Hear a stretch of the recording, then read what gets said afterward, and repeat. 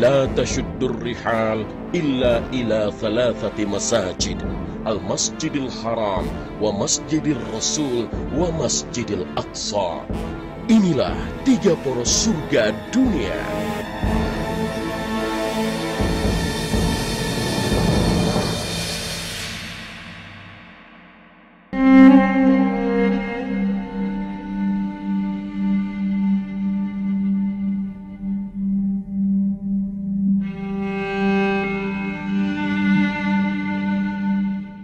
Assalamualaikum warahmatullahi wabarakatuh.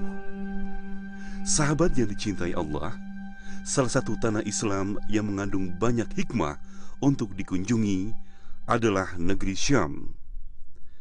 Alhamdulillah, atas izin Allah Subhanahu wa Ta'ala, kami memulai langkah kaki ke Yordania hingga negeri yang diberkahi, Palestina. Segala persiapan telah diatur sedemikian rupa oleh tim NRA. Perjalanan ke Yordania kami tempuh malam hari mulai ba'da Isya dan diperkirakan tiba pukul 6 pagi di Amman. 10 jam berada di pesawat bukan waktu yang sebentar. Kami melewati satu waktu sholat. Walau berada dalam perjalanan, bukan berarti boleh meninggalkan sholat. Maha suci Allah yang telah memudahkan umatnya untuk beribadah. Saat ini menunjukkan pukul 4:20 ya, waktu di pesawat, sedangkan kita sampai di kota Amman masih sekitar 1,5 jam lagi. Sedangkan waktu subuh sudah lewat 5 menit ya. Jadi ada kalanya kita kondisi ketika sedang perjalanan di atas pesawat, waktu sholat sudah habis, sedangkan ketika kita turun nanti waktu sholatnya sudah lewat gitu ya. Jadi bagaimana kita berarti sholat di atas pesawat? Tentunya agak sulit bagi kita kalau seandainya kita ingin berwudu karena air yang ada di pesawat sungguh sangat terbatas. Bagaimana solusinya? Islam mengajarkan kita untuk bertayamum. Selesai tayamum, baru kita melaksanakan sholat. Ya. Sholatnya tentu dengan duduk karena tidak memungkinkan dengan berdiri. Nah, kita takbiratul ihram seperti biasa. Ketika rukuk kita agak sedikit ke bawah, lalu sujud lebih ke bawah lagi. Ya, sesuai dengan jumlah rakaat yang akan kita kerjakan. Kita tayamum lalu kita sholat subuh. Sahabat yang dicintai Allah, Allah berfirman dalam surah Al-Isra, dirikanlah solat dari sesudah matahari tergelincir sampai gelap malam, dan dirikan pula solat subuh. Sesungguhnya solat subuh disaksikan oleh malaikat. Quran Surat Al-Isra ayat 78. Agama Islam tidak memberatkan bagi umatnya. Selalu ada keringanan bagi yang mau beribadah. Seperti sholat di pesawat yang ternyata bisa dan sah selama mengikuti aturannya. Insya Allah, kita tetap bisa khusyuk dalam melaksanakan perintah Allah. Sahabat yang dicintai Allah, lepas waktu subuh, akhirnya kami tiba di Amman, Yordania. Alhamdulillah.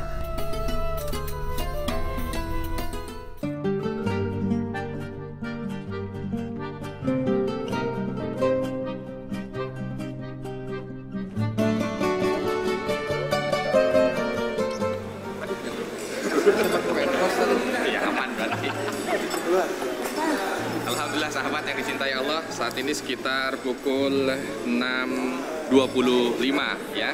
Suhu di bulan April seperti ini relatif bersahabat dan insya Allah ini juga mendukung perjalanan kita supaya perjalanan kita menjadi lebih nyaman dan nikmat. Walaupun ketika Nabi mengatakan perjalanan ini qit'atun minal adab, bahwa perjalanan ini bahagian daripada adab, memang berat sih, berat. Karena memang bayangkan 13 jam kita berjalan, lalu kita harus naik bis lagi, harus langsung city tour. Tapi insya Allah dengan niat ibadah, dan niatan untuk bisa mendapatkan hikmah dari tempat yang kita kunjungi, ini akan menjadikan beban itu lebih ringan. Dan insya Allah juga bisa memberikan dampak yang jauh lebih positif bagi kita, dan inilah poros surga.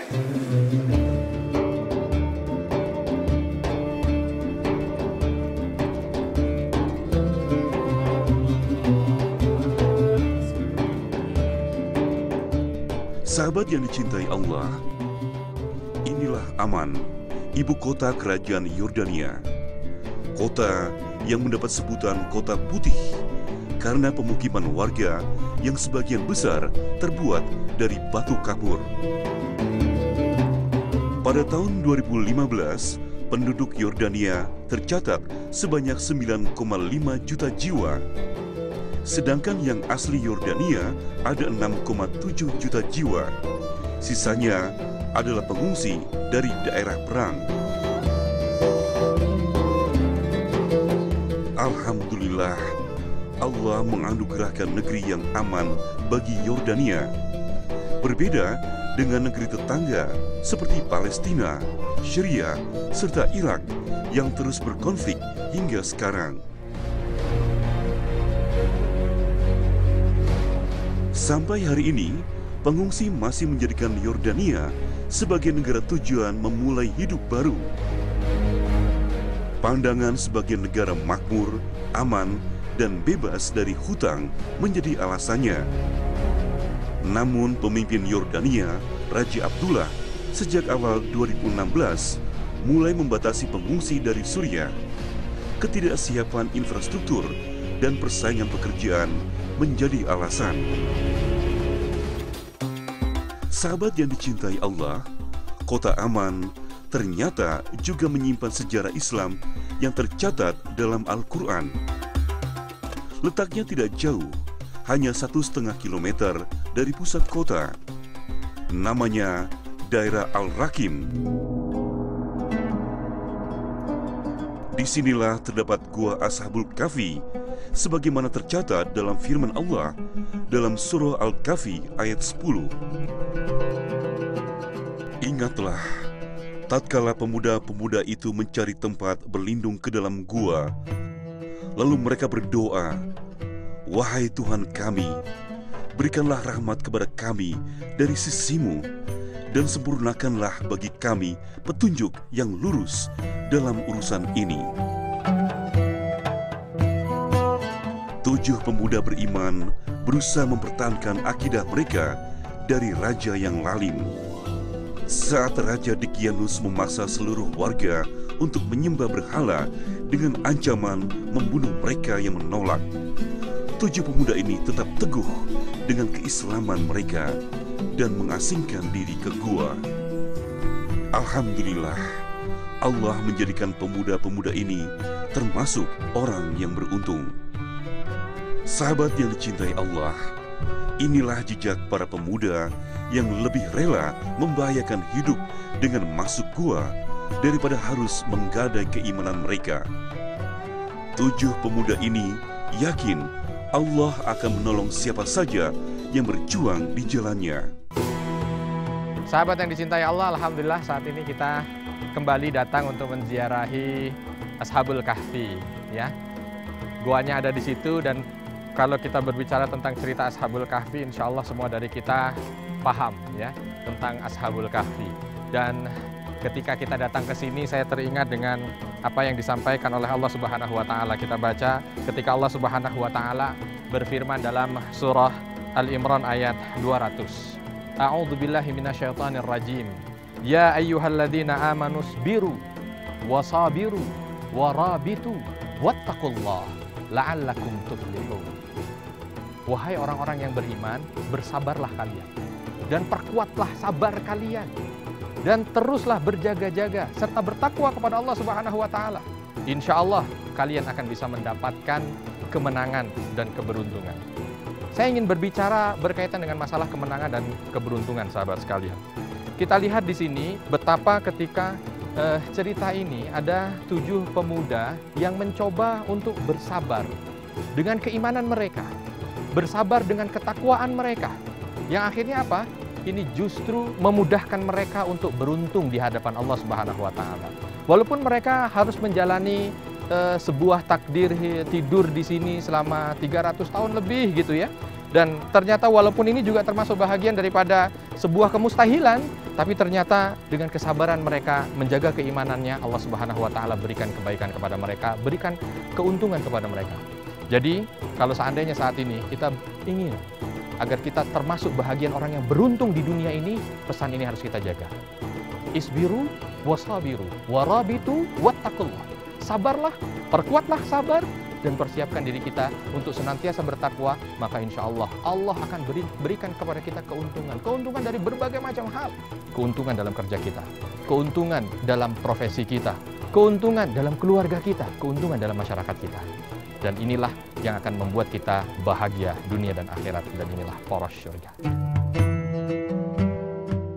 Di dalam gua ini pula Allah menunjukkan kebesarannya dengan menidurkan mereka hingga lebih dari 300 tahun. Lalu kami tidurkan mereka dengan nyenyak dalam gua itu bertahun-tahun yang banyak bilangannya. Quran Surat Al-Kahfi ayat 11. Hanya memang satu yang perlu kita ambil buat kita yang mungkin hadir di tempat seperti ini. Apa itu? Value-nya, nilainya, hikmahnya. Kita bisa tahu dari segi sejarahnya saja, tetapi bukan hanya segi sejarahnya. Gimana ternyata Allah di tempat ini pernah memberikan kekuasaan kepada beberapa hambanya untuk tidur 300 tahun. Kita nggak beda jauh dengan umatnya Nabi Musa yang sedang lewat di tengah laut, dibuka, dan dia melihat kekuasaan Allah Subhanahu wa taala. Nah, kita hadir di sini sedang melihat kekuasaan walaupun hanya bahagian bekas-bekasnya saja. Nah, harapannya kita ketika datang ke sini tahu bahwa ternyata Allah Subhanahu wa taala itu qadirun ala kulli syai', mampu untuk melakukan segala sesuatu terhadap hambanya, memberikan kebaikan apalagi kepada hambanya yang beriman. Maka hendaknya spiritnya yang harus kita ambil.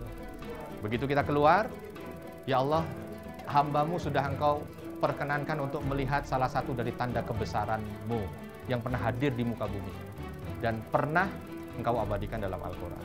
Pulang dari sini, keimanan harus meningkat. Itu yang terpenting. Jangan seperti Bani Israel, baru keluar dari laut merah yang dibukakan oleh Allah, gitu kan. Tiba-tiba baru sampai di pinggir, mereka sudah ingkar lagi. Nauzubillah min dzalik. Gitu. Ya. Nah, inilah bentuk kekuasaan Allah Subhanahu wa taala. Sahabat yang dicintai Allah, kisah Ashabul Kahfi menunjukkan jika Allah sudah berkehendak, maka tak ada yang dapat membendungnya. Rasanya sangat tidak mungkin tidur ratusan tahun tanpa keluar dari dalam gua. Namun tempat ini menjadi buktinya. Masya Allah. Sayang, keagungan cerita Ashabul Kahfi tidak lepas dari mereka yang mau mengambil untung semata. Beberapa tahun lalu, bukti peninggalan berupa tulang belulang dan benda-benda dalam gua sempat dimasuki pencuri. Kini sebagian besar tulang sudah diamankan dan ada penjaga di pintu masuk selama 24 jam. Baru satu tempat saja yang kami ziarahi, namun sudah terasa kecil rasa iman ini dibandingkan para pemuda Ashabul Kahfi. Semoga para jamaah dan tim poros surga bisa meneladani keimanan para pemuda Kahfi. Amin. Sahabat yang dicintai Allah, perjalanan kami di negeri Syam berlanjut ke kota Al-Karak. Letaknya cukup jauh, yakni sekitar 140 km dari kota Aman. Dari dalam gua yang sempit, jamaah menuju benteng besar yang berada di ketinggian 1000 meter di atas permukaan laut. Dari kejauhan sudah terlihat bangunan tinggi yang berada di tebing.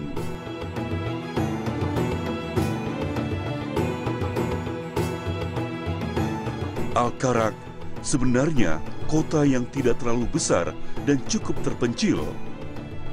Namun kota ini berada di lembah yang subur dan cocok untuk pertanian. Tidak seperti wilayah Yordan yang pada umumnya yang berupa gurun. Al-Karak justru terlihat hijau. Di sini pula lah terdapat sebuah benteng besar zaman perang memperebutkan tanah Syam. Sahabat, inilah benteng Karak, salah satu benteng yang paling penting sepanjang perang salib. Tidak hanya megah, benteng ini juga lengkap karena memiliki seluruh bagian penting kebutuhan perang. Bukan hanya basis pertahanan dan serangan, tempat ini bahkan memiliki dapur gandum dan anggur tersendiri. Benteng Karak memiliki gaya arsitektur Romawi. Bangunan yang masih sangat kokoh hingga hari ini menunjukkan kalau benteng ini dibuat dengan serius dan hati-hati. Dengan kelengkapan yang ada dalam benteng, Karak bisa membentuk kota sendiri bagi penghuninya.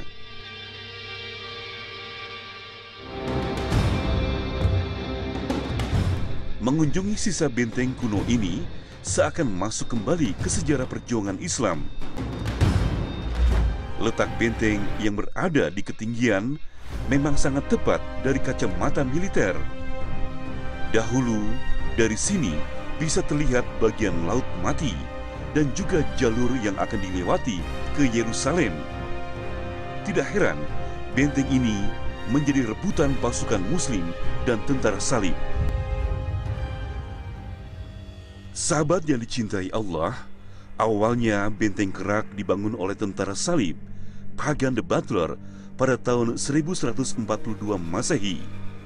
Namun karena mereka seringkali mengganggu warga pelintas yang akan berangkat haji, pasukan Muslim mati-matian merebut benteng ini.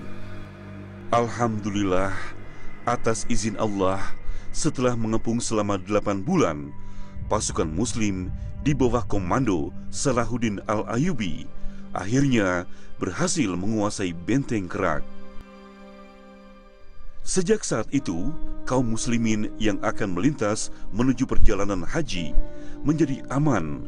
Hebatnya lagi, saat di bawah kekuasaan Salahuddin Al-Ayyubi, kaum Nasrani bisa melewati jalur ini dengan aman juga.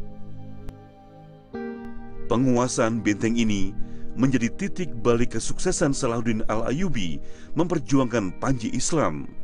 Karena dalam ajaran Islam, selama Islam berkuasa, akan berlaku adil untuk semua agama. Lakum dinukum waliyadin. Kenapa tempat ini menjadi perebutan? Kita lihat dari segi lokasi. Lokasinya strategis banget. Ini kita lagi ada di pondasi paling atas ya, tempat paling atas. Arah sana itu arah Baitul Maqdis. Laut Mati lalu ke arah Baitul Maqdis. Dulu jalannya ke arah sana itu sampai ke Baitul Maqdis. Yang di sebelah sana kalau kita lihat tadi, lewat sana kan Pak Lukman ya. Di situ jalur di mana dulu orang-orang dari arah Syam ingin melaksanakan aktivitas ibadah haji.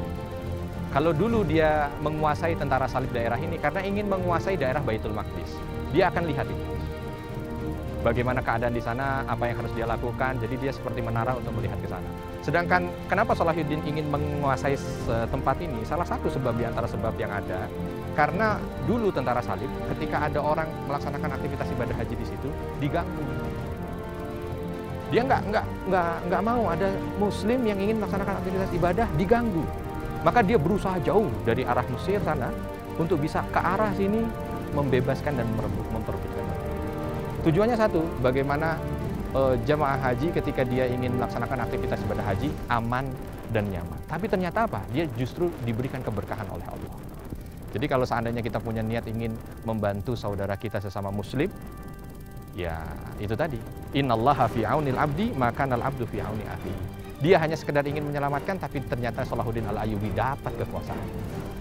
Kita juga begitu, kalau kadang-kadang kita hanya sekedar ingin membantu saja saudara kita yang Muslim yang tertindas gitu.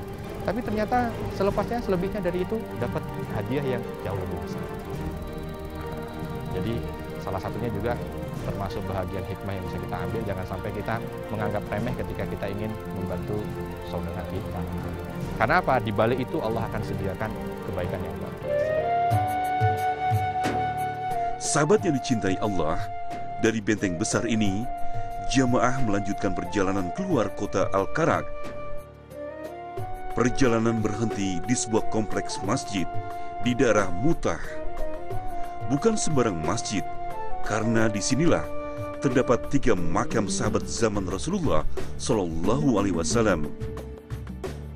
3 orang sahabat yang juga panglima tersebut adalah Zaid bin Haritsah, Ja'far bin Abi Thalib, dan Abdullah bin Rawahah. Ketiganya gugur setelah membawa 3.000 pasukan Muslim berperang menghadapi 100.000 tentara Romawi.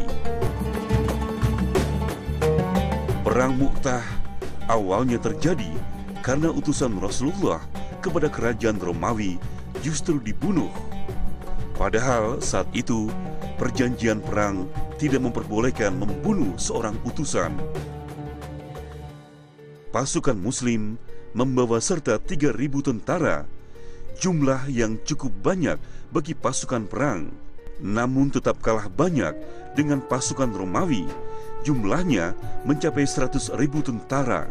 Sahabat yang dicintai Allah, alhamdulillah saat ini kita sedang berada di lokasi di mana dulu pernah terjadi peperangan Mu'tah pada tahun 8 Hijriah ya.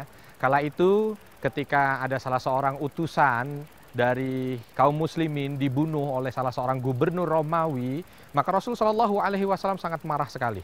Akhirnya Rasul Shallallahu Alaihi Wasallam, karena memang itu melanggar aturan gitu yang sudah ada secara umum pun melanggar, maka Rasul Shallallahu Alaihi Wasallam mengutus pasukan membalaskan apa yang sudah dilakukan oleh orang-orang Romawi ini tadi.